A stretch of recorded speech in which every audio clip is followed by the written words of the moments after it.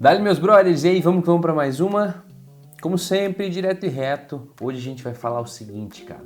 Qual que é a melhor câmera para você iniciar na fotografia e no vídeo em 2022? E esse vídeo, cara, ele vem provocado de uma dúvida da Roberta, cara, que ela me enviou lá no Instagram. Se você não me segue no Instagram, me segue no Instagram. O meu trabalho, eu posto todo o meu dia a dia, a correria do trampo, lá no Instagram, obviamente, além de produzir conteúdo aqui, muita fotografia, então segue lá também. Mas a Roberta, a Robs1896, ela me mandou o seguinte, cara. Tudo bem, eu gostaria que você me ajudasse numa dúvida sobre câmeras fotográficas. Vi que seus equipamentos são todos da Sony. Por quê? Por que usar Sony ao invés de Canon e Nikon? Quais são os pontos a favor dela? Eu acho que isso é uma dúvida recorrente, assim, uma dúvida que muita gente tem. E eu também tive essa dúvida e vou explicar o porquê, né? E ó, por que ela pergunta isso? Por quê? Porque ela tem duas câmeras antigas aqui. Ela tem uma Sony, um determinado modelo, e ela tem uma Canon, né? Na Canon ela tem uma lente 18mm e ela tem uma lente 75-200. Ela estava pensando em vender uma dessas câmeras, para ficar só com uma e melhorar um pouquinho o equipamento dela. O ponto que tem a favor da Canon, no caso, é que ela já tem as lentes da Canon, né? Então ela não precisaria migrar, trocar.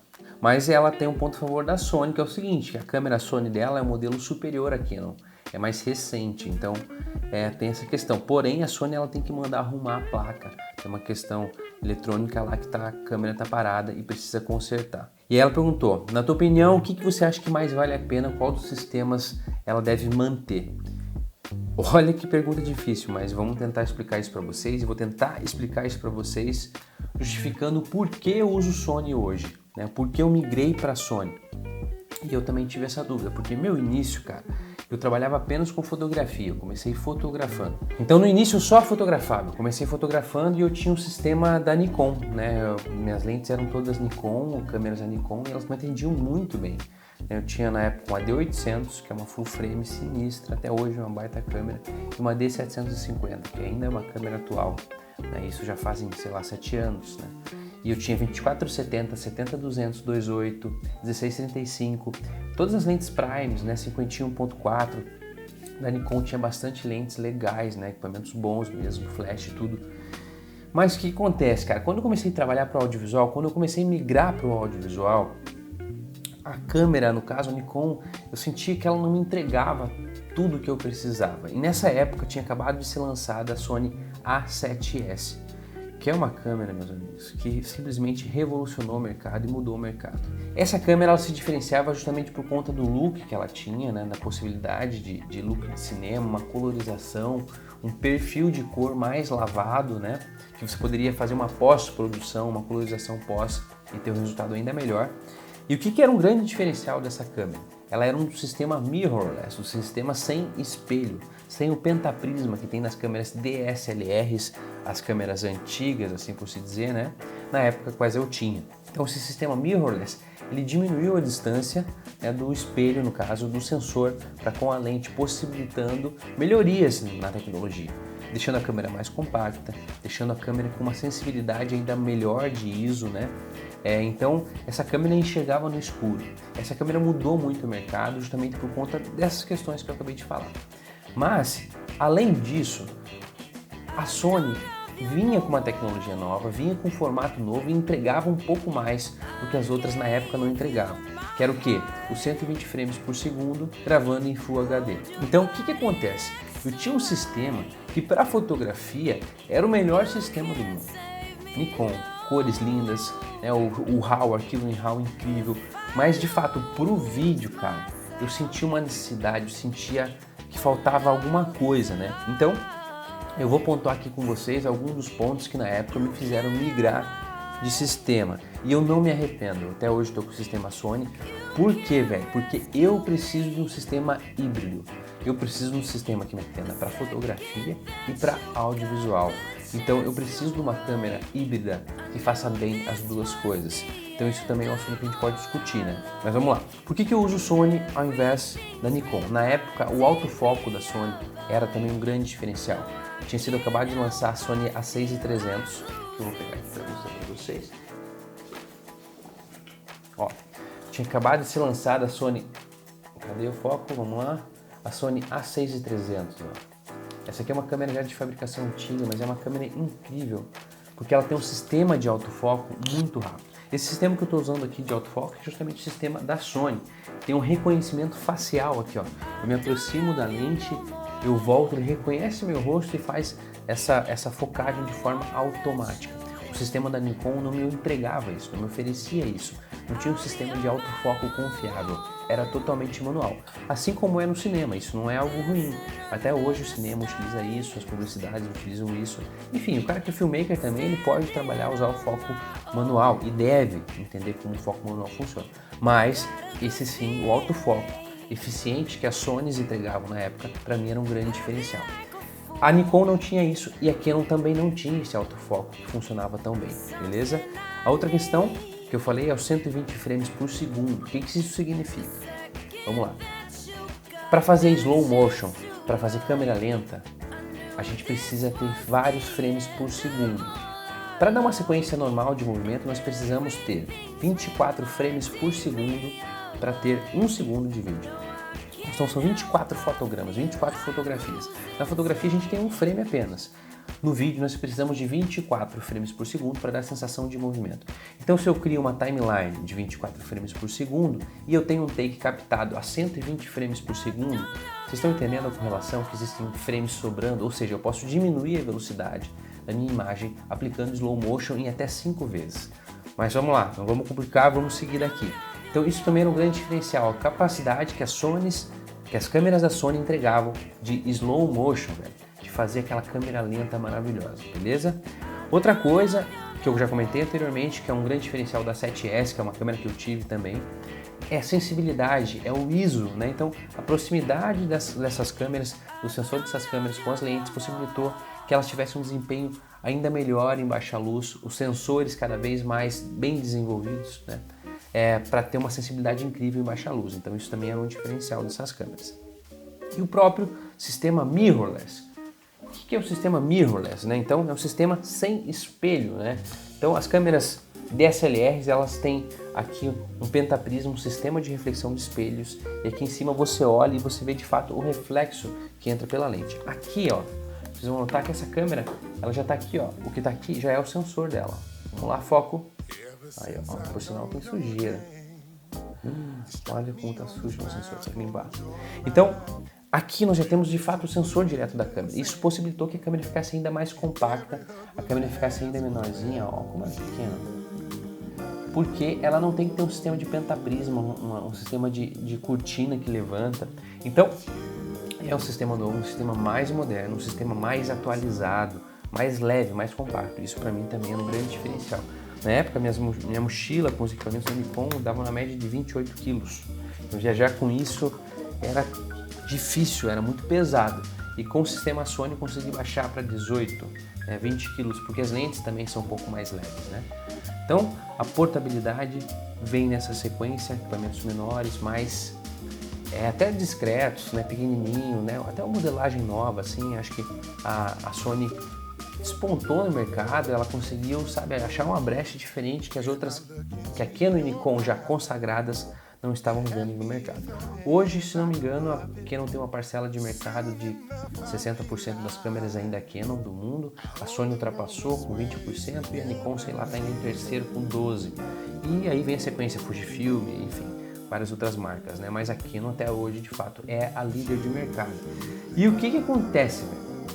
Essas marcas, elas correram atrás. Hoje, exatamente nesse momento, a Nikon tem a Z7, a Z6, a Z9, a Z9 II, né? A Canon tem a EOS R, EOS RP, EOS R6, a R5, que são também câmeras mirrorless. Então essas marcas, as outras marcas começaram também a produzir esse sistema sem espelho que a Sony vinha entregando como um grande diferencial.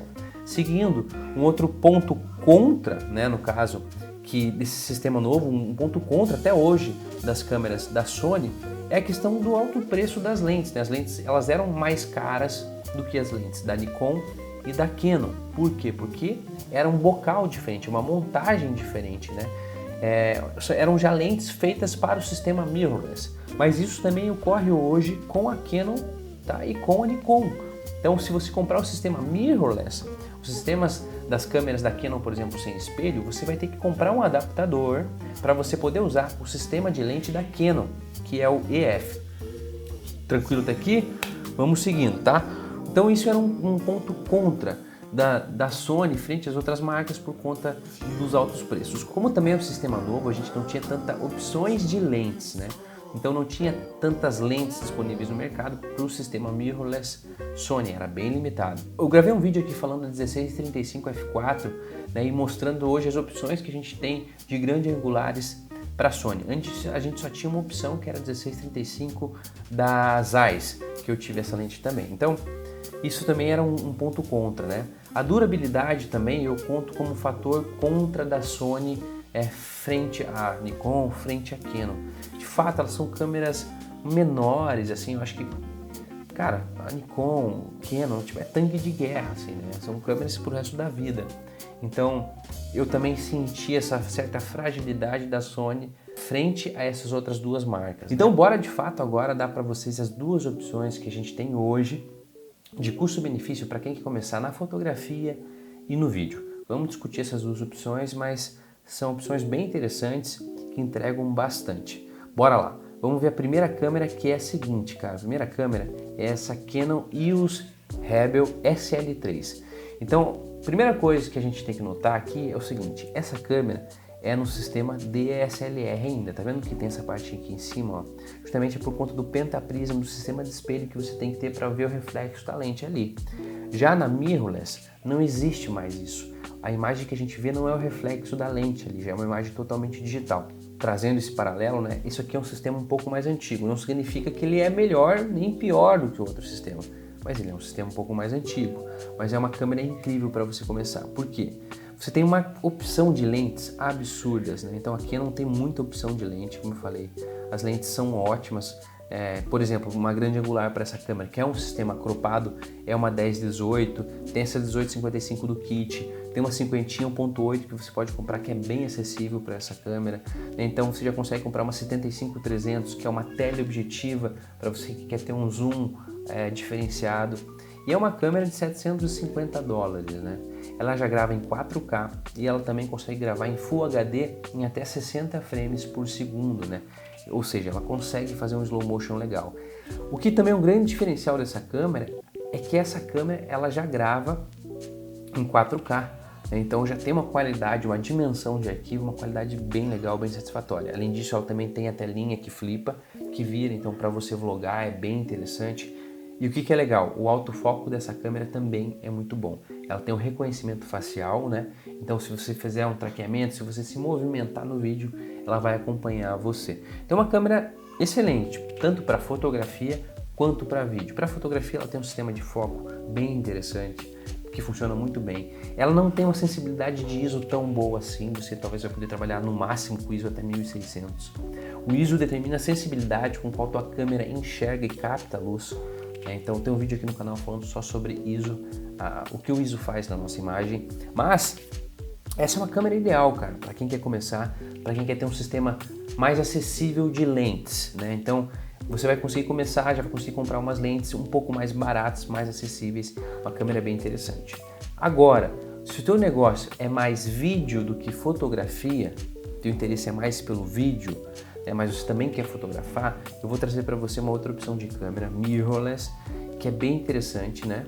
Por um preço também parecido com a SL3, com a Canon SL3, tá? Que é a Sony ZV-E10, tá? Eu já trouxe aqui para vocês essas opções, as duas, elas já vêm com a lente do kit, que é essa 18-55. Aqui no caso da Sony é 16-50, né? Então tem uma variação de $50 de uma câmera para outra, porém essa aqui é um lançamento recente da Sony. É uma câmera que já grava com 4K também, né? 24 frames. Ela já tem também a tela que flipa, que é bem legal. Ela tem um sistema interno na câmera que você consegue ter um codec, que você consegue gerar um arquivo do vídeo e você consegue colocar num software e estabilizar a imagem, que é absurdo, tá? Um sistema da Sony, que é bem interessante. Ela também tem gravação por tempo indeterminado, ou seja, você dá REC, ela só vai parar de gravar quando a bateria acabar ou quando o cartão encher, diferente da Canon também, que tem um limite de gravação de tempo. Ela é um sistema também já mais compacto, uma câmera bem pequena, porque ela já é um sistema mirrorless, diferente da Canon, que é um sistema DSLR, TSLR. Aqui na Sony nós temos já um sistema mirrorless sem espelho. Então é uma câmerazinha bem legal, bem compacta, bem interessante, cara. Por um preço bem parecido, né? As duas estão na faixa de $800, $750. Aqui no Brasil com várias variações, e aí você vai ter que pesquisar e ir atrás do melhor fornecedor, Mercado Livre ou comprar fora, para que você possa comprar no melhor preço. A Canon no Brasil é legal que ela tem no site delas às vezes várias promoções, então é bom ficar ligado, que é uma ótima opção para quem quiser começar, para quem está começando, para quem está entrando no audiovisual ou na fotografia, essas duas opções de câmera. Qual que é um contra do sistema mirrorless do sistema Sony? As lentes vão ser um pouco mais caras, tá? Mas no contrário, você vai estar com equipamento que vai te entregar talvez um pouco mais, com a tecnologia mais recente do que a Canon.